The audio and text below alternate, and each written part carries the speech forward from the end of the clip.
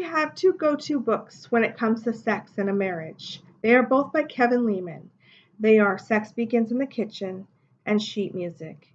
I will also be bringing up some more material out of Kingdom Marriage as well. This topic is reserved for married couples that are looking to improve their marriages.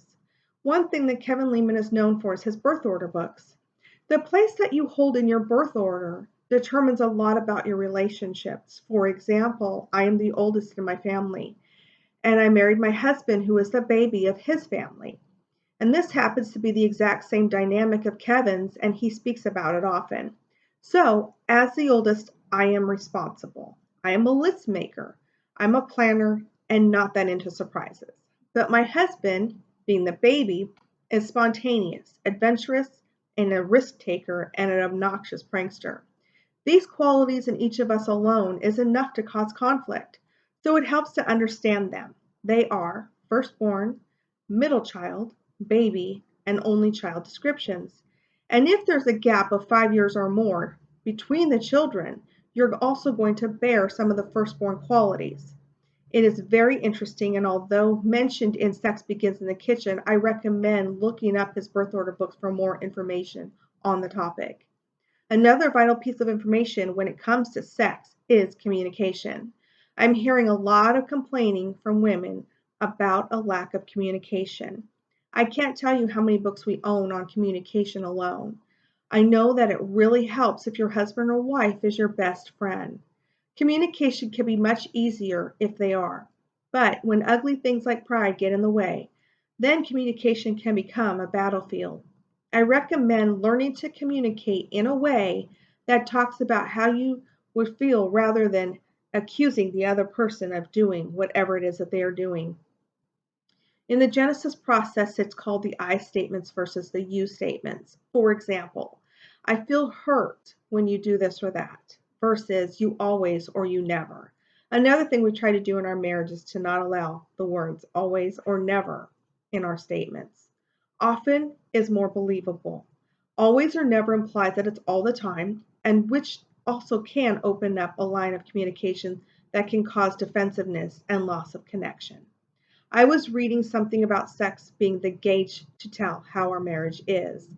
The more sex that you have, chances are the healthier that your marriage is, versus the less sex that you have, the less likely that you have a healthy marriage. My husband has said that the more sex that I have, the less stress that I will feel. There is definite truth to that, ladies. If you are stressed, you probably do need sex. It also keeps you healthier all the way around. Men need sex in order to perform and feel like a man. It is a way to gauge their manhood. The feeling of success or failure really lies in how sexually fulfilled a wife makes her husband. If we feel desired by our spouses, can you imagine the need for affairs would probably be obsolete? I can't tell you what a difference this one vital area has made in our marriage. Reading these books has brought my attentive husband back. It has been a long time since my husband and I read these two books together. I urge all you married couples to read these two books together. It will make more of your marriage in so many ways. We must learn to have a mindset of pleasing our spouses instead of fighting them. I'm now understanding that much like we are to die to ourselves to Christ, we must also die to our spouses as well. In the book, Kevin Leman puts it this way: a marriage is an exercise in mutual submission. I love that. If we were to mutually submit to each other's needs, imagine how great marriage could and would be. It's the way God designed it. Another thing that I realize in this current struggle with my husband is that in almost 28 years together, we haven't prayed together. This is another vital component. In Kingdom Marriage, Tony Evans shares that our marriages are anemic because our prayer lives are anemic. Many of our homes are filled with conflict and chaos because we fail to access the one vital tool that could establish peace: prayer. We should be bathing our marriage in prayer. Thank God for your mate. Pray for his will to be manifest in your mate's life. Pray that your mate will grow spiritually and emotionally and even be physically healthy. Ask the Lord to surround your mate with godly relationships and clearly reveal his purpose for him or her. Ask God to give your mate a desire to steward your family resources well and to also lead, learn, and love you.